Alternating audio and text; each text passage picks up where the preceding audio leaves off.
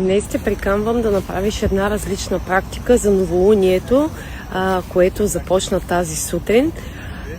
И така, вземи си една красива купа с вода, освен желанията, които си записала на лист или писмо, което си сгънала, вземи една красива купа и я напълни с вода.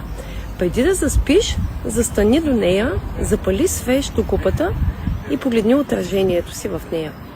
Много е важно, когато погледнем отражението си, ние винаги виждаме себе си, както ни виждат отстрани или някой страничен наблюдател. И затвори за кратко очи и сложи дланите върху сърцето. Задай си въпроса какво ново искам да поканя в живота си през този нов цикъл. И остани за кратко.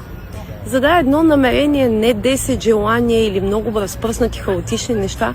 Помисли кое е най-съкровено, най-важно за теб. Виждайки отражението на жената във водата, като в огледало, помисли